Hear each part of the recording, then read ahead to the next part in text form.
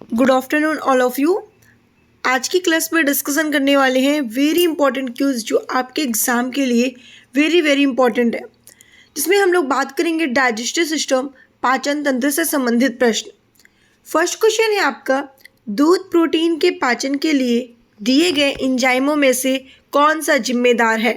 Erepsin, ट्रेप्सिन, pepsin या rennin?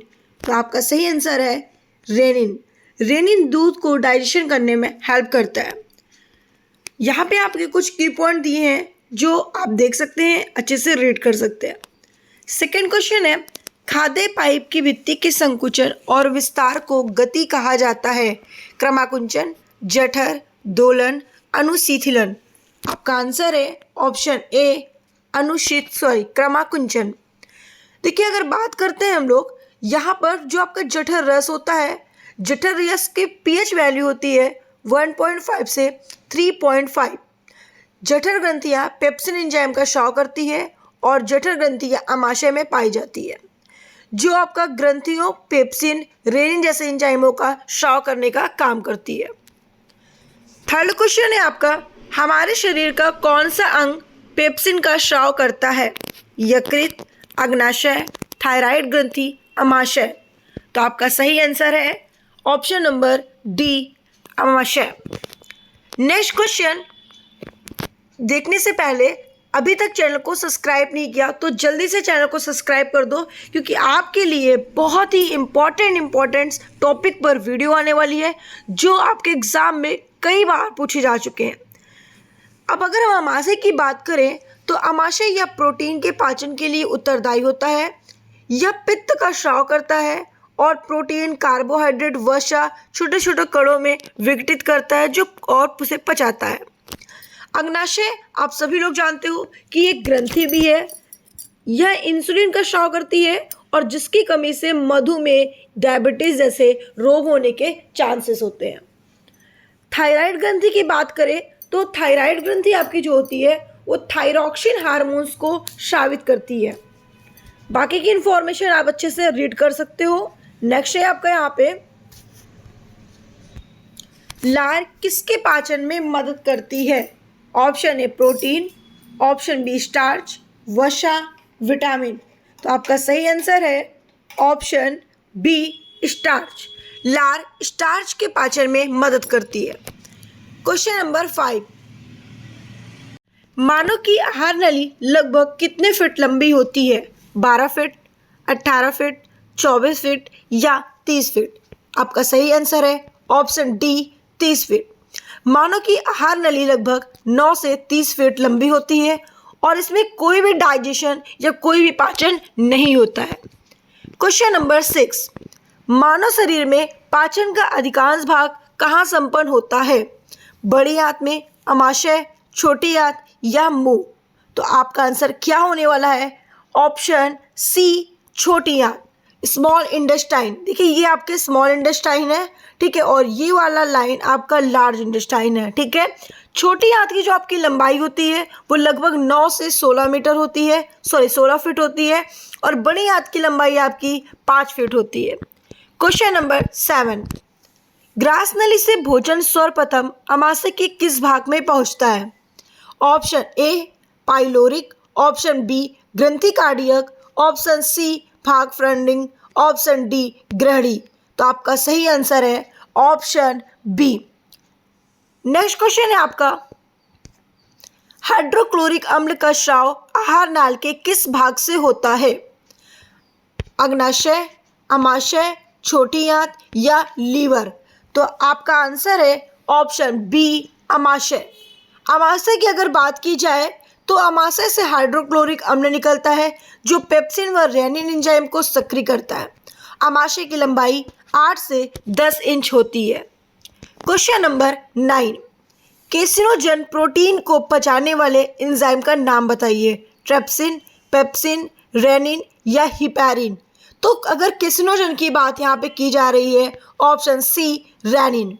देखिए, दूध में रेनिन उपस्थित होता है और केसिनोजन प्रोटीन को पचाने का काम करता है। केसिनोजन एक प्रोटीन है। ट्रिप्सिन एंजाइम का उपयोग बेबी फूड्स को बनाने में किया जाता है। ट्रिप्सिन प्रोटीन को पचाने में हेल्प करता है और आपका लास्ट है हिपेरिन। ये जो हिपेरिन होता है वो रक्तरोधी होता है या ब्लड थिनर होता है। ये रक्त को थक्का बनाने में मदद करता है। क्वेश्चन नंबर 10, पित्त का श्रावण कहाँ से होता है? अमाशय, अग्नाशय, यकृत, लार ग्रंथि। तो आपका सही आंसर है ऑप्शन सी यकृत। देखिए, पित्त रस का श्रावण यकृत से होता है जो पित्ताशय में जाकर जमा होता है और लीवर द्वारा उत्पादित हरे रंग का हरियर द्रव का एक पदार्थ निकलता है जिसका पीएच वैल्यू होता है 7.4 से 7.7। मानव शरीर की सबसे बड़ी ग्रंथि आपका लीवर को माना जाता है और ये एक ऑर्गन भी है, साथ ही साथ एक ग्रंथि है जो ह्यूमन बॉडी की सबसे लार्जेस्ट ग्लैंड मानी जाती है। आपके लार में एक एंजाइम पाया जाता है जिसे आप टाइलिन के नाम से जानते हो। क्वेश्चन नंबर 11, शरीर के किस अवयव में विकार का संबंध मधुमेह से है? वृक्क, यकृत, अग्नाशय या प्लीहा? ऑप्शन सी अग्नाशय। क्वेश्चन नंबर 12, मानव तंत्र में निम्न में से कौन सा एक पाचक एंजाइम है? एंजाइम नहीं है।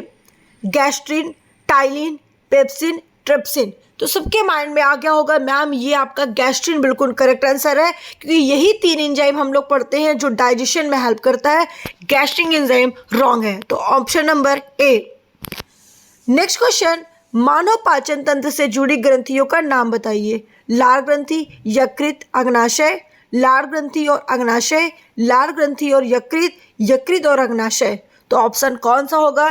13 नंबर का आंसर है ऑप्शन ए, लार ग्रंथि, यकृत और अग्नाशय, जो आपके पाचन तंत्र से जुड़ी होती है। यकृत द्वारा निकलने वाले बाइल जूस को क्या काम होता है? या भोजन को तोड़ता है, या भोजन को क्षारी बनाता है, इनमें से कोई नहीं, या भोजन को अम्लीय बनाता है। तो आपका सही आंसर है ऑप्शन नंबर बी, या भोजन को क्षारी बनाने में मदद करता है। क्वेश्चन नंबर 15, निम्नलिखित में से कौन सा पाचक हार्मोन छोटी आंत में स्रावित होता है? ये सभी, गैस्ट्रिन, सिक्रेटिन या मोटिलिन। तो आपका सही आंसर क्या होने वाला है? पाचक हार्मोन्स की बात की जा रही है, तो ऑप्शन सी सिक्रेटिन। सिक्रेटिन का कार्य होता है जब हाइड्रोक्लोरिक अम्ल पेट से आंत में छोड़ा जाता है तो ग्रहणी सिक्रेटिन स्रावित करती है और अग्नाशय की वाहिनी कोशिकाओं को उत्तेजित करती है। क्वेश्चन नंबर 16, एंजाइम एक विटामिन है, बैक्टीरिया है, वायरस है या जैव उत्प्रेरक है? तो आपका सही आंसर है, क्या है आंसर? जल्दी से बता दीजिए। जैव उत्प्रेरक, क्योंकि वायरस नहीं है, बैक्टीरिया नहीं है, विटामिन नहीं है, तो मैम आपका जैव उत्प्रेरक है। ऑप्शन डी बिल्कुल करेक्ट है। क्वेश्चन नंबर 17, वर्मीफॉर्म अपेंडिक्स एक क्या है? समरूप अंग है, समजात अंग है, अवशेषी अंग है या विश्लेषी अंग है? तो कितने स्टूडेंट का आंसर ऐसा हो सकता है कि मैम ये अवशेषी अंग है? अगर अवशेषी अंग है तो एक बार हमें कमेंट करके ज़रूर बताइएगा इसका आंसर कि मैम इसका आंसर होगा अवशेषी अंग। चलिए नेक्स्ट पे आते हैं, और अभी तक आपने वीडियो को लाइक नहीं किया तो जल्दी से भाई लाइक कर दीजिए, जितनी जल्दी हो सके लाइक कर दीजिए। नेक्स्ट क्वेश्चन है आपका, भोजन नली की दीवारों के संकुचन और प्राशरण की गति को कहा जाता है? दोलनी, अनुशीतलन या अनुशीतलीन, क्रमाकुंचन, इनमें से कोई नहीं। तो क्वेश्चन नंबर 18 का आंसर है आपका ऑप्शन सी क्रमाकुंचन। नेक्स्ट क्वेश्चन है आपका, एल्कोहल के निराविशन के लिए उत्तरदायी अंग है? हृदय, फेफड़ा, यकृत या फिर वृक्क? तो आपका सही आंसर है ऑप्शन 19 का आंसर सी यकृत। मानव की आहार नली लगभग कितने फीट लंबी होती है? 12 फीट, 18 फीट, 24 फीट या 30 फीट? तो आपका सही आंसर है 30 फीट। ये शायद रिपीटेड क्वेश्चन है तो बहुत ही इंपॉर्टेंट है आपका, और इसे नोट कर लीजिएगा। 30 फीट होती है आपकी आहार नली की लंबाई। क्वेश्चन नंबर 21, निम्न में से कौन से दांत बच्चों में नहीं होते हैं? कृंतक, चवर्णक, रत्नक या अग्रचवर्णक? तो आपका सही आंसर है इसका अग्रचवर्णक। अग्रचवर्णक के दोनों दांत बच्चों में नहीं होते हैं, जबकि चवर्णक का एक दांत बच्चों में होता है। दांत आपके 4 टाइप्स के होते हैं, रत्नक, अग्रचवर्णक, डाल या कृंतक। क्वेश्चन नंबर नेक्स्ट 22, मानव में जठर का छोटी आंत में खुलने वाला मुख्य क्या कहलाता है? ग्रास नली, उंडुक, इलियम, पाइलोरस। तो आपका सही आंसर है 22 का आंसर डी, पाइलोरस। यह ग्रसनी से पेट में भोजन को स्थानांतरित करता है। और ग्रासनाल खुद को हम लोग कई नामों से जानते हैं, किसी भी नाम से आपको क्वेश्चन पूछा जा सकता है। ग्रासनाल, ग्रासनली, ग्रशिका, ईसोफेगस। इसकी लंबाई 25 सेंटीमीटर लंबी होती है। क्वेश्चन नंबर 23, निम्न में से कौन सी ग्रंथि मिश्रित ग्रंथि है? यकृत, अमाशय, अग्नाशय, प्लीहा। तो आपका आंसर है ऑप्शन सी, अग्नाशय। अग्नाशय अंतःस्रावी और बाह्यस्रावी दोनों कार्य करती है, इसीलिए इसे हम लोग मिश्रित ग्रंथि के नाम से जानते हैं। अग्नाशय को इंग्लिश में पैंक्रियास कहते हैं। यह हमारे पाचन तंत्र के बेहद अहम हिस्सा है, जो आपका इंसुलिन, ग्लूकागॉन एंड सोमैटोस्टैटिन जैसे जरूरी हार्मोन्स वाले अंतःस्रावी ग्रंथि है। क्वेश्चन नंबर 24, मानव शरीर का कौन सा अंग पुनरुत्भवन को प्रदर्शित करता है? किडनी, अमाशय, अग्नाशय, यकृत। आपका आंसर है ऑप्शन डी, यकृत। पुनरुत्भवन की बात अगर की जाए तो आपका लीवर है। यकृत में मैक्सिमम रीजनरेशन पावर होती है। और आप सबसे बड़ी बात यह है कि आपका क्वेश्चन एक पूछा जाएगा कि न्यूरॉन्स एक कोशिका होती है, न्यूरॉन्स एक कोशिका होती है, तो उस कोशिका में सेल डिवीज़न करने की कैपेसिटी नहीं होती। ये कोई सेल डिवीज़न नहीं करता है। ऐसे कोशिका का नाम बताइए जो सेल डिवीज़न नहीं करता है। तो आप बताओगे न्यूरॉन, जो आपके ब्रेन में पाई जाती है। यकृत शरीर का एक ऐसा अंग है जो कशेरुकी प्राणियों में पाया जाता है और इसका कार्य है कि विभिन्न आपका चयापचयों को डिटॉक्सिफाई करना, प्रोटीन को संश्लेषित करना, पाचन के लिए आवश्यक जैव रासायनिक बनाना, ये सारे काम आपके यकृत के हैं। क्वेश्चन नंबर नेक्स्ट, मानव के शरीर में मुख्य नाइट्रोजनी अपशिष्ट कौन सा है? यूरिकम, अमोनिया, अमोनिया नाइट्रेट, यूरिया। तो आपका सही आंसर है 25 का option D, urea.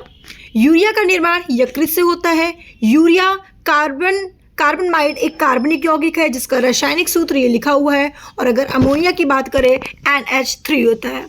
Question number 26, insulin की खोज किसने की थी? एडवर्ड जेनर ने, बेंटिंग व बेस्ट ने, लीवेनहॉक ने या लुईस पास्चर ने? तो इसका करेक्ट आंसर है ऑप्शन बी, बेंटिंग एवं बेस्ट ने। नेक्स्ट क्वेश्चन है आपका 27, निम्न में से कौन सा प्रोटीन है जो रक्त का थक्का नहीं जमने देता? Fibrinogen, heparin, caseinogen, rennin. तो अगर हम बात करते हैं रक्त का थक्का नहीं बनने देता, तो आपका सही आंसर है ऑप्शन बी, हिपैरिन। हिपैरिन हमारे शरीर में रक्त का थक्का जमने नहीं देता है, बनने नहीं देता है। हिपैरिन हमारे बॉडी के अंदर रक्त को जमने नहीं देगा कभी भी, ठीक है। क्वेश्चन नंबर 28, सोमैटोसेंटिन से कौन सी कोशिका निकलती है? अल्फा कोशिका, बीटा कोशिका, डेल्टा कोशिका या उपरोक्त सभी? तो आपका आंसर है ऑप्शन सी, डेल्टा कोशिका। देखिए अगर हम बात करते हैं, देखिए ग्लूकागॉन एक कोशिकाओं द्वारा स्रावित होता है, ए मतलब अल्फा कोशिकाओं द्वारा स्रावित होता है। अग्नाशय में बीटा नामक कोशिकाएं होती हैं जिसमें से इंसुलिन नामक हार्मोन स्रावित होता है, ठीक है। और यहाँ पे डेल्टा का तो आपका दिया है, सोमैटोसेंटिन हार्मोन स्रावित होता है। नेक्स्ट क्वेश्चन है आपका, किसे ट्रैफिक पुलिसमैन के नाम से जानते हैं? गलट, ग्लोटस, एगी ग्लोटस, इनमें से कोई नहीं। तो 29 का option number C, epiglottis. Question number next, उससे पहले एक पॉइंट आप लोग ध्यान दीजिएगा, ठीक है।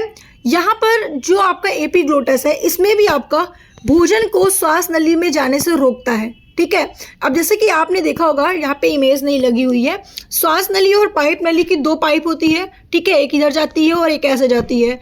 तो अब आपने खाना खाया, ठीक है, जैसे आपने ये पाइप है आपकी, आपने खाना खाया, तो खाना खाने के बाद तो भाई डाइजेशन वाले पाइप में जाना चाहिए, ना कि श्वास वाले पाइप में। तो एपिग्लोटस का काम होता है, वो मतलब रोकती है आपके श्वास नली में जाने से, ठीक है। अब देखिए यहाँ पे कुछ हड्डियों के कुछ महत्वपूर्ण तथ्य दिए हैं जो आप इसे रीड कर सकते हैं, जो वेरी इंपॉर्टेंट है। अमाशय द्वारा श्रावित रस भोजन को आसानी से पचा लेता है, लेकिन अमाशय स्वयं इन पाचक रसों से अप्रभावित है, क्योंकि क्योंकि आमाशय की दीवार श्लेष्मा के द्वारा सुरक्षित रहती है, या कठोर कोशिकाओं का बना होता है, या स्टील की बनी होती है, या फिर इनमें से कोई नहीं। तो आपका सही आंसर है ऑप्शन नंबर ए, आमाशय की दीवार श्लेष्मा के द्वारा सुरक्षित रहती है। क्वेश्चन नंबर 31, सर्वप्रथम रक्त परिसंचरण तंत्र का अध्ययन किसने किया था? लैंडस्टीनर ने, कार्नबर्ग ने, ब्राउन ने, हार्वे ने। जिसका सही आंसर है, अगर रक्त संचरण की बात की जाए, परिसंचरण की बात की जाए, तो यहाँ पे आप लोग क्या लगाएंगे भाई? तो आप लगाएंगे विलियम हार्वे। विलियम हार्वे ने क्या किया था भाई? रक्त परिसंचरण का डिस्कवर किया था। अगर लैंडस्टीनर की बात की जाए तो ब्लड का, ठीक है, ब्लड का डिस्कवर किसने किया था? तो आपको बताना है कार्ल लैंडस्टीनर ने। अगर ब्राउन की बात की जाए तो ब्राउन आपका कौन थे भाई? रॉबर्ट हुक थे, एक रॉबर्ट ब्राउन थे। रॉबर्ट हुक ने आपकी सेल का डिस्कवर किया था, केंद्रक का आपने रॉबर्ट ब्राउन ने। क्वेश्चन नंबर 23, सोते समय रक्त दाब में क्या परिवर्तन होता है? बढ़ता है आपका रक्त, घटता है, पतले घटता है, पहले घटता है फिर बढ़ता है, पहले जैसा रहता है? तो आपका सही आंसर है 32 का ऑप्शन बी, घटता है। ग्लूकोज का ग्लाइकोजन में परिवर्तित यकृत में होना, किंतु इसका संग्रह होता है। क्वेश्चन नंबर 33, ग्लूकोज को ग्लाइकोजन में परिवर्तित यकृत में होता है, किंतु इसका संग्रह होता है यकृत में, स्प्लीन तिल्ली में, यकृत तथा पेशियों मतलब लीवर एंड मसल्स में, ए और बी। तो इसका सही आंसर है आपका ऑप्शन सी, यकृत और पेशियां मतलब मसल्स और लीवर में। क्वेश्चन नंबर 34, उपापचय दर सर्वाधिक होती है चूहे में, मनुष्य में, हाथी में, बंदर में? तो आपका आंसर क्या होने वाला है भाई? 34 का आंसर है आपका ए, चूहे में। आपका उपापचय दर सर्वाधिक जो होती है वो चूहे में होती है। क्वेश्चन नंबर 35, वह जीव जो मृत कार्बनिक पदार्थ पर उठता है उसे कहा जाता है? Sporophyte, parasite, saprophyte, epiphyte? तो आपका सही आंसर है 35 का option C, saprophyte. Next question है आपका, हमारे शरीर में नमक की मात्रा कितनी होती है?